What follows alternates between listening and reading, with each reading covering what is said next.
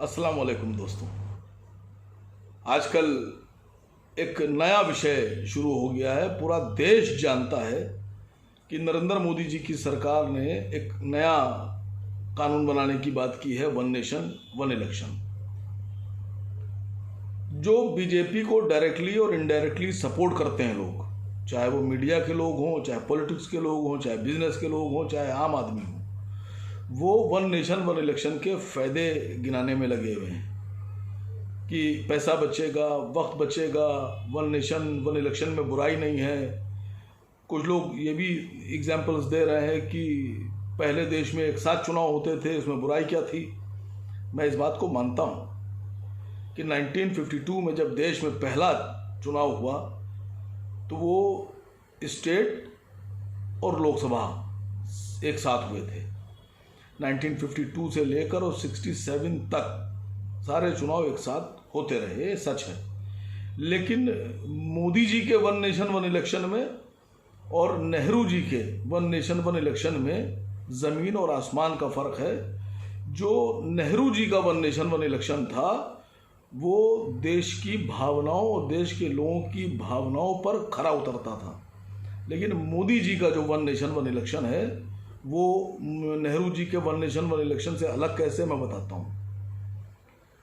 देखिए, बहुत सी नेता, कुछ विपक्ष के भी लोग ये कह रहे हैं कि हाँ ठीक है, कराइए, बुराई नहीं है, कराइए। जो मेरा एनालिसिस है वो ये कहता है कि जब वन नेशन वन इलेक्शन का कानून आ जाएगा तो जो स्टेट पार्टीज हैं, जो राज्यों की छोटी पार्टियां हैं, जो क्षेत्रीय पार्टियां हैं, वो पार्टियां धीरे धीरे ख़त्म हो जाएंगी। नहीं ख़त्म होंगी तो ख़त्म कर दी जाएंगी। जो लोग ये कह रहे हैं कि नहीं इसमें बुराई नहीं है, इसमें बिल्कुल कराइए, होना चाहिए, मैं उनको कुछ चीज़ें समझाना चाहता हूँ। देखिए, वन नेशन वन इलेक्शन कराइए, कोई बुराई नहीं है। वन नेशन वन इलेक्शन में एक प्राविधान किया जा रहा है कि अगर सरकार बीच में किसी स्टेट की किसी वजह से गिर गई, साल भर के बाद, 6 महीने के बाद, 1.5 साल के बाद, तो गवर्नर साहब 356 की सिफारिश करेंगे, राष्ट्रपति साहब वहाँ राष्ट्रपति शासन लगा देंगे, और फिर जब तक के अगले 5 साल पूरे नहीं हो जाएंगे पूरे देश के चुनाव के, तब तक के उस स्टेट में राष्ट्रपति शासन लगा रहेगा। बताऊं आपसे, हमारे देश में जो संविधान है इसमें एक चैप्टर है 15। उस चैप्टर 15 में एक आर्टिकल है 327। 327 भारत के संविधान के अनुसार देश की सरकार को ये अधिकार देता है, हक देता है कि जो लोकसभा है वो पूरे देश में अपने हिसाब से स्टेट के चुनाव और लोकसभा के चुनाव करा सकती है, इसमें कोई बुराई नहीं है। लेकिन 356 क्या है? सबसे पहले तो 356 समझने की बात है कि 356 क्या है। 356 में जब 356 लगाकर सरकार गिरेगी तो जो सरकार गिराई जाएगी जिस स्टेट की, वो स्टेट डायरेक्टली जो केंद्र की सरकार होगी उसके अधीन काम करना शुरू कर देगी। अब खतरा क्या है? फर्ज कीजिए XYZ, आज भी बहुत सी स्टेट ऐसी हैं जहां बीजेपी की सरकार नहीं है, बहुत सी स्टेट ऐसी हैं जहां बीजेपी अलायंस की सरकार है, बहुत सी सरकारें ऐसी चल रही हैं स्टेट में कई कि जहां पर कांग्रेस की सरकार है,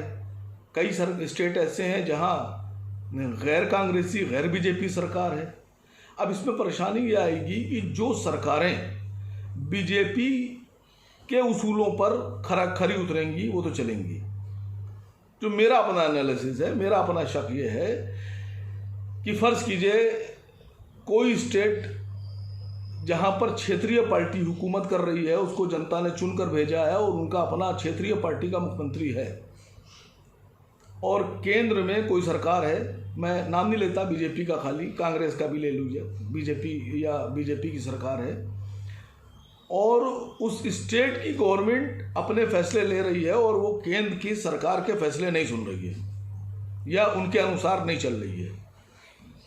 तो किसी भी वजह से, किसी भी तरह से, चाहे वो राष्ट्रपति स्वयं संज्ञान लें, चाहे राष्ट्रपति गवर्नर के कहने पर, या फर्ज कीजिए ये हो जाए कि साहब ये स्टेट गवर्नमेंट जो है, जो सरकार है, ये अपना शासन चलाने योग्य नहीं है और इसको गिरा दिया जाए। अब फर्ज कीजिए सरकार गिर गई और सरकार गिरने के बाद वो आ गई अधीन केंद्र सरकार के। 3.5 साल, 3 साल, 4 साल अब केंद्र की सरकार में वो स्टेट चलेगा, लेकिन उस स्टेट को चलाने का अधिकार जो जनता ने दिया था वो क्षेत्रीय पार्टी को दिया था। लेकिन केंद्र सरकार ने उस सरकार को यह कहकर बर्खास्त कर दिया कि ये सरकार चलाने योग्य, शासन चलाने योग्य ये लोग नहीं हैं। जनता उनको दे रही है, वोट देकर उनको अधिकार दे रही है कि आप शासन कीजिए, और केंद्र सरकार कह रही है ये शासन करने योग्य नहीं है, इसलिए बर्खास्त कर दी। अब 3.5 साल, 3 साल, 4 साल वो सरकार जो है केंद्र सरकार के अधीन में स्टेट चली गई। मेरा अपना मानना यह है कि 6 महीने के बाद चुनाव करा देना चाहिए। है यह प्राविधान है कि 6 महीने करके आप 3 साल तक बढ़ा सकते हैं, लेकिन जब बहुत ज़रूरत पड़े तब। लेकिन ये जो नया कानून आ रहा है, इसमें जो मेरी जानकारी है वो ये कहती है कि सरकार कराएगी ही नहीं 5 साल से पहले चुनाव, न 6 महीने बाद, न 10 महीने बाद, न 8 महीने बाद, न 12 महीने बाद, वो डायरेक्ट 5 साल बाद कराएगी। मैं सरकार से मांग कर रहा हूं कि अगर आप कोई ऐसा कानून लेकर आ रहे हैं, आपको अधिकार है, लोकसभा को अधिकार है, आप ला सकते हैं और पास भी करा सकते हैं। तो मेरा ये मांग है भारत की सरकार से कि जैसे फर्ज कीजिए कोई सरकार स्टेट की बन गई, मैं यूपी की बात करता हूँ या बिहार की बात करता हूँ या बंगाल की बात करता हूँ, तमिलनाडु की बात करता हूँ, पंजाब की बात करता हूँ, दिल्ली की बात करता हूँ, वहाँ गैर कांग्रेसी या केंद्र में जो सरकार है या बीजेपी की सरकार है ये नहीं बनती है, कोई स्टेट पार्टी की सरकार बन जाती है और आपने उसको बर्खास्त कर दिया। अब 5 साल तक वेट करना पड़ेगा। मेरी मांग भारत सरकार से ये है कि आप 6 महीने के बाद, फर्ज कीजिए 1 साल के बाद सरकार गिरती है, 6 महीने का शासन लगा के आप चुनाव कराइए और 3.5 साल का चुनाव करा दीजिए कि 3.5 साल के लिए फिर सरकार चलेगी, और 3.5 बाद जब 5 साल पूरे हो जाएंगे तो फिर एक साथ चुनाव हो जाएंगे। या फर्ज कीजिए कोई सरकार 1.5 साल में गिर जाती है, 6 महीने का आपने राष्ट्रपति शासन लगाया और आप चुनाव करा दीजिए, 3 साल के लिए कराइए कि भाई 3 साल बचे हैं 5 साल में, तो 3 साल के लिए नई सरकार जो है वो 3 साल के लिए हुकूमत में आएगी और 5 साल जैसे ही पूरे होंगे फिर लोकसभा के साथ चुनाव हो जाएगा। अगर आप ऐसा करते हैं तो आपकी मंशा मुझे ठीक लग रही है, जायज़ लग रही है, कर सकते हैं। लेकिन अगर 5 साल वाला प्राविधान कि नहीं साहब हम सरकार गिरा देंगे और सरकार गिर जाएगी और उसके बाद फिर 5 साल जब पूरे होंगे तभी चुनाव होगा, केंद्र सरकार के साथ चुनाव होगा, बीच में कोई चुनाव नहीं होगा, वो स्टेट जो है वो केंद्र सरकार के अधीन चला जाएगा, तो मैं आपको यकीन से कह रहा हूँ कि किसी भी स्टेट में जनता की कोई सरकार नहीं बचेगी। हर स्टेट में वही सरकार काम करेगी जो केंद्र सरकार के रहमो करम पर होगी, जिसके ऊपर केंद्र सरकार का वर्चस्व होगा, जो केंद्र सरकार को समर्थन करेगी और समर्थन लेगी और समर्थन देगी, वही पार्टी हुकूमत कर सकेगी। कोई भी आज़ाद पार्टी अपनी आइडियोलॉजी के हिसाब से किसी भी स्टेट में सरकार न बना पाएगी, और बना लेगी तो चला नहीं पाएगी। मैं सभी स्टेट की पार्टियों से गुजारिश करता हूं, चाहे वो ममता बनर्जी हो, चाहे अखिलेश यादव जी हो, नीतीश जी हो, तेजस्वी जी हो, कोई भी हो, चाहे उद्धव ठाकरे जी हो, चाहे शरद पवार जी हो, चाहे स्टालिन साहब हो, चाहे जगन मोहन रेड्डी जी हो, कोई भी हो, चाहे टीआरएस जी हो, अरविंद केजरीवाल जी हो, मेरी इस बात पर गौर कीजिएगा कि अगर यह कानून बनता है और पास हो जाता है तो सिर्फ और सिर्फ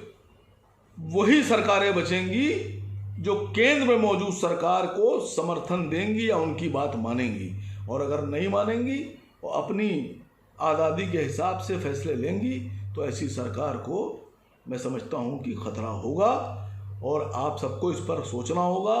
मैं सबसे गुजारिश कर रहा हूं कि इस शर्त के बिना